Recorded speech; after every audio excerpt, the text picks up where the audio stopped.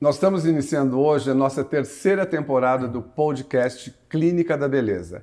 A nossa primeira e segunda eram somente temas dermatológicos, lifestyle, e agora nós vamos mudar. Vou falar sobre arte, viagens, empreendedorismo e dermatologia cosmética também. Hoje eu tenho um grande convidado, um meu grande amigo André Brás, um querido dermatologista, reconhecido internacionalmente, autor de várias técnicas, autor de livros e muitos artigos científicos. André, é um prazer enorme estar aqui com você, recebendo em São Paulo. Muito obrigado pela visita. Querido, é um prazer enorme estar aqui também. Você sabe, a nossa amizade, né, e a admiração que eu tenho por você é enorme. Eu lembro da primeira vez que a gente se viu, foi numa palestra minha, você veio falar comigo. Eu falei, gente, Otávio Macedo veio falar comigo. E eu fiquei todo feliz e daí a gente ficou amigo até hoje. Tenho um prazer muito grande estar aqui, né? Você sempre foi super disruptivo e inovador desde sempre, né? Também nas técnicas, nos procedimentos, em entender o paciente, como tratar. Então é um prazer estar aqui com você, mais uma vez. Muito obrigado. André, conta para nós, então, essas técnicas que você desenvolveu de preenchimento, porque hoje em dia se fala em harmonização, às vezes a pessoa está deformada, e não é a nossa filosofia. Nós gostamos de arte, você gosta, eu gosto de arte, e nós cuidamos desse paciente com muito critério, né, com muito equilíbrio. Me conta como foi essa técnica AB Face, né? Sim.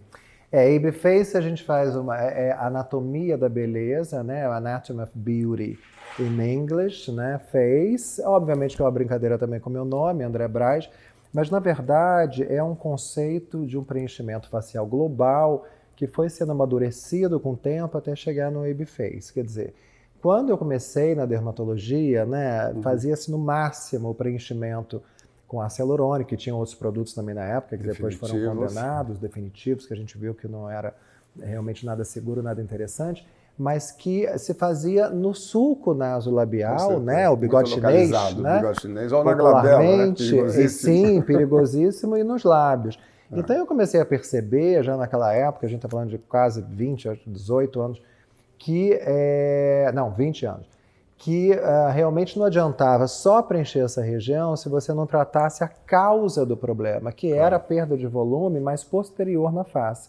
Então a gente foi entendendo isso, né, com o tempo, e até falando de arte, né, essa técnica eu me inspirei vendo um quadro de Velázquez, do nosso querido Velázquez, que no Prado, né, em Madrid, no Museu Prado, onde ele retratou um bispo, né, que era uma figura importante do século XV, XVI, do século XVI. Ele retratou um bispo em 3 fases da vida, que era 30, 40 e 50. 50 anos, naquela época, o povo morria. Era 100 hoje. Longevidade saudável não existia. Não existia. Então, ele como um pintor que trabalha de uma forma unidimensional, ele retratou com luz e sombra o envelhecimento. Então, ele começa no sulco nasogeniano, com 30 anos, depois ele começa a colocar uma sombra aqui no lábio mentoniano, né, no bigode chinês todo, e nessa região. O bispo com 50. E ali eu saquei que a perda de volume não era aqui, era aqui. Então eu comecei a estudar, isso foi para os Estados Unidos, estudar anatomia em cadáver fresco, né, de secar e entender, e aí eu publiquei essa técnica em 2008 para 2009, chamava AB Point, que também... Maravilhoso! AB Point. Adoro esses nomes. Não é? Que era preencher essa região, na verdade, para tracionar o sulco nasogeniano. Aí a gente só... por tabela. Exatamente. Aí a gente só refina o sulco nasogeniano como se fosse o sinteco, como se fosse the painting of the wall no final. Mas, na verdade, nascia aí o preenchimento facial global, que eu fui o primeiro a falar disso, isso com que certeza, me lançou no exterior, mesmo. Nessa região. E depois o AB Face já vem anos depois, quando eu comecei a mostrar toda a anatomia do terço médio e do terço inferior e a sequência de tratamento. Porque a gente tratar a perda de volume, que acontece com o tempo, né, mais cedo na mulher, depois no homem também, é fundamental, mas mantendo as características anatômicas de cada paciente. Um dos meus estudos fala o facial shapes, on the planning of injectable fillers, que os formatos do rosto da pessoa a gente pode rejuvenescer dentro do próprio formato do rosto ou deixar um formato melhor para o envelhecimento menor no futuro. Valorizar alguns pontos, os né? pontos Não... fracos, melhorar e os pontos fortes valorizar. Então é essa que é a pegada. Então, os exageros de hoje são um erro de assessment, né, de avaliação facial, que já começa todo errado. Não tem diagnóstico. E muita quantidade. Né? E se você não sabe, é uma frase que eu sempre falo, quem não sabe o que procura, não interpreta o que acha. Né? Se você não sabe o que você vai fazer com o paciente, como é que você vai achar um resultado natural? Então, tudo vem da avaliação da naturalidade e a técnica que você... E o estudo da anatomia, obviamente. Que o André é um precursor, que nós não tínhamos esses cursos em cadáver fresco. André realmente é um precursor nisso. E o aprendizado de preenchimentos mudou totalmente, porque no cadáver fresco nós vamos lá, injetamos, né, de mentirinha, e sabemos as estruturas que são muito perigosas e que existem as tragédias clínicas se nós não somos bem informados. Parabéns, o seu livro de anatomia é maravilhoso. Obrigado, querido. Já está traduzido por quantas línguas? Está em 5 idiomas. Uau! Temos aqui uma grande estrela. Imagina, a gente fica muito contente. Mas a anatomia é isso, né? No final do curso a gente disseca, né? Você já teve com a gente. Maravilhoso. Então a gente vê, a gente põe cor nos produtos, já que é no cadáver, não no paciente, e a gente vê as camadas que a gente injetou e as zonas de risco, os vasos sanguíneos, então mostrando como fazer uma injeção segura. Isso é fundamental também para um tratamento natural, né, Otávio? Me conta um pouco de toxina. Você associa os preenchedores à toxina? Você gosta mais um do que de outro? Me fala o seu ponto de vista. Se você vai escolher uma técnica para o paciente. Eu amo a toxina botulínica, né? Eu acho que realmente é completamente inovador e fundamental. Muitas pessoas pensam, né, que não é o preenchimento ou toxina. Não, são coisas que se complementam. Então eu gosto de fazer na mesma sessão, por exemplo, terço superior sempre, a fronte, a glabela, a região periorbitária, os pés de galinha, a região cervical, que também a gente relaxa os depressores do terço superior, não é? Adoro. Mas a gente já repõe a perda volumétrica na mesma sessão com preenchedores, o terço médio, inferior. O bioestímulo hoje em dia também é fundamental, os produtos que estimulam o colágeno. Você fazer isso tudo junto é fundamental. Agora, se é um paciente que ele... Não, eu não quero, eu não conheço, eu tenho medo, eu quero começar com uma coisa só. É um medo que chega até nós. Exatamente. Eu não quero aquela boca, eu não quero aquela boca com botox. E não é. E não é botox, não é? E aí eu acho que é um paciente bom para começar com a toxina botulínica. Porque você vai mostrar que pode ser natural, um resultado discreto, mas que seja efetivo. O paciente fica feliz, volta em 15 dias. E aí geralmente ele fala, não, agora eu confiei, eu quero... O senhor pode fazer o que o senhor quiser, quer dizer, dentro do... Claro, né? claro. E aí a gente conversa. Então, eu acho que a toxina, ela ou na mesma sessão que o preenchedor ou o bioestimulador, ou como antes de tudo, ela é muito poderosa, né? Eu amo, eu sei que você adora também. Adoro também. Se eu fosse escolher realmente estudioso 48, 72 horas, você já tem um resultado maravilhoso. Exatamente. Agora, o André também é um inovador no sentido do tipo de injeção que nós fazemos. Na minha época só tinha agulha. Cânulas eu aprendi com o André. E cânulas são realmente transformadoras, porque nós corremos menos riscos de hematoma, de pegar vasos. Me conta como é que foi essa questão da cânula, porque a minha curva de aprendizado foi muito grande. Eu digo, os meus jovens aqui, meus associados, já chegaram fazendo cânula. Eu não sabia, fui aprender isso realmente muito mais tarde. E eu queria saber como é que foi essa sacada de começar a trabalhar com cânula. Eu já dava aula na Europa, né, e convidado pela questão da anatomia que eu comecei a publicar e tudo, e pela questão, como a gente falou antes, do wave point, wave face, enfim, isso tudo. Aí eu fui convidado para ir falar pelo mundo. E numa das minhas palestras em Paris, que você adora... J'adore Paris. Eu vi, no mesmo simpósio que eu falei sobre preenchimento, um senhor, né, ele palestrou e mostrou a cânula. Era uma cânula muito fina na época. Ele era francês? Ele era francês. E ele era da família, que é uma empresa familiar, da Needle Concept, ou Safety Needle. E eu falei, gente, mas o que é? Ele tinha acabado a aula dele e eu a minha. Aí outro palestrante estava falando, a gente ficou no sofazinho, no palco. Eu, muito brasileiro, muito falante, eu falei, excuse me, pardon, monsieur. E eu perguntei, o que é isso? Onde o senhor tem isso? Não, é da minha Que empresa. É essa? E eu lembro que, resumo da ópera, eu fui para o stand dele, assim que acabou o simpósio que eu estava dando aula, e eu comprei tudo. Nós tinha 900 cânulas.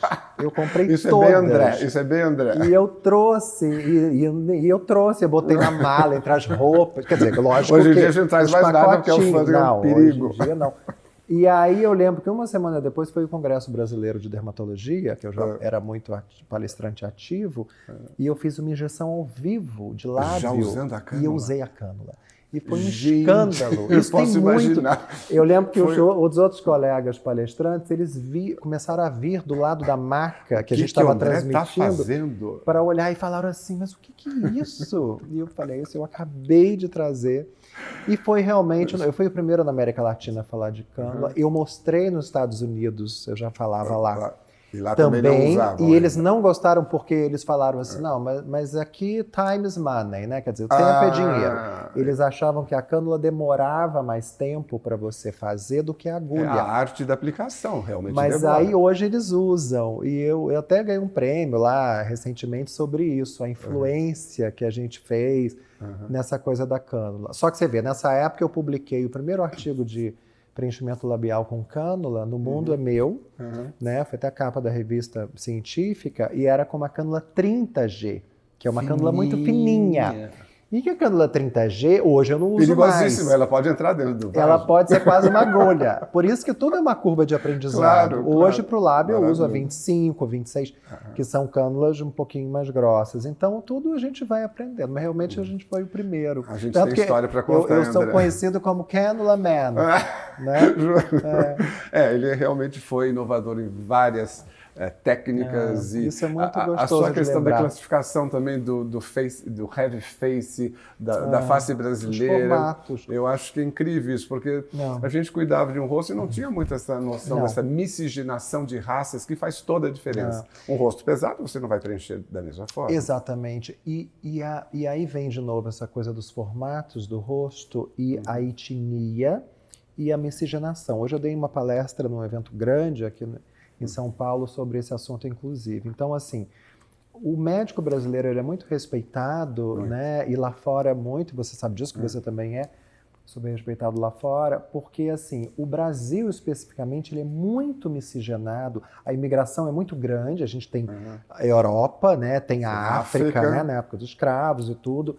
Então, a gente tem português, espanhol depois, temos alemão, italiano... E temos libaneses, e temos depois da Segunda Guerra os asiáticos. Primeiro o japonês, depois chinês e coreano. Então nós temos todos, a gente só não tem indiano da Índia aqui, fora os índios que já habitavam. É enorme o número realmente. E mesmo sendo um país de 500 anos, a miscigenação no Brasil, historicamente, ela foi muito estimulada pelo governo português, né, por outras questões. Então é uma miscigenação muito natural e muito grande. Então, nós temos todo tipo de rosto no Brasil. Então, a gente sabendo tratar um rosto brasileiro, com tecnologias, com preenchimento, a gente é respeitado no mundo todo, não é? E aí nasceu, e esse meu estudo daí, de novo, a arte que nós amamos, de ter um olhar artístico, diagnóstico do paciente, entender os formatos, e o envelhecimento vai ser diferente. Então, heavy face nada mais é do que um rosto muito curto, principalmente no terço inferior, a gente chama de brachyfacial, ou short face, que vai ser um heavy face porque não tem essa estrutura, que é o contrário do dólico facial, que é o rosto longo, que a fragilidade é a largura, a gente tem que aumentar a largura. O rosto curto a gente tem que alongar. Então, heavy face por isso. Não necessariamente o heavy face, a pessoa está acima do peso. Às vezes ela está no peso ideal, mas tem aquele rosto mas é a cheinho, estrutura. pesadinho. Então, nesse caso, a gente começa a tratar antes até uma menina jovem, para ela ter uma estrutura melhor para o envelhecimento no futuro. Então, isso tudo é muito interessante, né? Na verdade, é o diagnóstico, novamente, a avaliação facial. E hoje, como você perguntou no início, os exageros são muito frequentes hoje, muito pelas mídias sociais, infelizmente, mas porque a maioria dos injetores não tem esse olhar artístico que nós temos, graças a Deus. Parte, então não conseguem fazer esse diagnóstico do que é melhor para o seu paciente. Porque isso é igual uma paciente que eu trato, que é muito querida, ela falou assim, você é haute couture, alta costura, né? Haute couture. Por quê? Você customiza o seu tratamento para cada rosto, como a alta costura, né? Cada indivíduo, não é preta-porter, nós fazemos. Fazer o vestido no corpo, nós fazemos o rosto e o corpo também hoje, com os tratamentos individualizados. Não é um cookie cutter, não é uma forma de cookie, ou de bolo, é um cake recipe, uma forma de bolo. Se for feito dessa forma, não vai dar certo, porque cada um é cada um, não é? Gente, tem coisa mais gostosa de estar falando com o André sobre tudo. Nós somos apaixonados por arte, por medicina, por dermatologia. André, me fala, quando você começou a frequentar museus e galerias? Com que idade? Você lembra se a sua primeira visita? Assim que eu pude, né? Eu também foi tarde. Aí foi tarde. Assim, quando eu fiz a primeira viagem para os Estados Unidos, eu acho que eu tinha acabado medicina, ia ter um congresso lá, eu juntei o que eu tinha de dinheiro para comprar passagem e eu fui. E aí, quando eu entrei no Met, né, no Metropolitan e no MoMA, né? Nossa Senhora, eu lembro que eu até chorei quando eu vi o Pollack a primeira vez, que eu sentei naquele sofazinho, né? Que a gente fica ali horas. Aliás, eu queria falar uma coisa, assim, quem não conhece a Clínica Otávio Macedo, em São Paulo, é uma galeria de arte. Então, tem que ver, porque a coleção de Otávio, né, que é um grande colecionador, um olhar artístico incrível, a gente se diverte aqui, a gente está aqui na clínica. Hoje eu já aprendi, eu não vim aqui há muito tempo, a coleção aumentou e graças como a Deus. A gente se diverte, que coleção maravilhosa. Esse olhar é muito gostoso, porque a gente estava conversando como é gostoso que nossos pacientes possam usufruir disso, né? Porque nosso trabalho, na verdade, exatamente. Equilíbrio, é beleza. E a arte, ela mostra, além de fazermos pensar fora, né, da caixinha, como falam hoje em dia, isso é muito importante, é o momento que você para em frente a uma obra e você pensa em tudo, né? Aquilo te toca de alguma forma. Eu, como gosto muito de miscigenação, essa coisa da antropologia, da história toda do mundo, os museus, eles mostram muito isso. Então, sempre que eu vou a um país, na Ásia, eu vou dar aula, eu fujo para o museu, porque ali, além de te tocar de formas diferentes, você aprende sobre a história daquele povo, os artistas, quer dizer, a miscigenação, o que aconteceu, a história. E aí a gente acaba entendendo ainda mais sobre beleza, né? Isso é fundamental. É maravilhoso. Né? André, conta para mim agora, para a gente finalizar essa conversa, a grande arte que você acabou de receber. André tem um bebê que tem 3 meses, é a coisa mais linda, o Eric. E André casou há 1 ano e meio atrás com o Henrique, um querido, eu estava lá, me emocionei muito, foi uma das cerimônias mais incríveis da minha vida, chorei bastante, foi linda realmente. E agora você tem esse amor, né? O segundo amor da tua vida, que é o Eric. É incrível. Eu fiz 50 anos esse ano, né? Então eu nunca pensei em ter um filho, né? Um filho biológico e tudo, porque eu como gay, né? Um homem como que é o cis. Cis, nós somos cis. Cis hoje. E de ter, porque há pouco tempo atrás, há mais de 10, sei lá, 15 anos atrás, não existia essa discussão, né? De um casal gay ter um filho biológico. Mesmo a adoção era uma coisa também muito recente e preconceituosa. Então, o fato, e Henrique veio na minha vida, me complementou muito, no sentido que não é doido como eu, que dá tanta aula e viaja. Ele é dentista, ele é muito sério na área dele, mas tem uma vida mais regrada nesse sentido. E aí começou ele é 3 anos mais novo que eu, o Henrique, então começou essa conversa muito natural de outra geração, de ter um filho, de ter um ciclo, né? E a gente foi amadurecendo e conseguimos. A gente conseguiu fazer no Brasil, Barriga Solidária, foi incrível, a gente acompanha todo o processo. É muito legal. Eu me reinvento todo dia quando eu vejo, você faz planos diferentes. Está sendo realmente uma obra de arte. Literalmente. Que te toca de uma maneira muito nunca tocada. Então eu estou muito... Eu acho que o trabalho é uma motivação importante, o que a gente faz. mas chega um momento que isso te toca diferente. Então eu estou muito feliz, vamos ver, hoje faz 3 meses, estou aqui em São Paulo. Parabéns, é muito lindo, parabéns. Obrigado, Otávio. Você tem Felicidades, que com certeza semana que vem estou lá. Obrigado, muito obrigado por viu? estar aqui Adorei. conosco, obrigado. Viu? Como Muito vocês viram, obrigado. não tem como não amar o André, não é verdade? Imagina. Muito obrigado, André. Obrigado, Nós estamos querido. finalizando esse nosso episódio dessa terceira temporada de podcast. Se vocês tiverem dúvidas, sugestões, perguntas, manda aqui pra gente, nós vamos continuar falando sobre tudo. Obrigado, André. Obrigado, querido.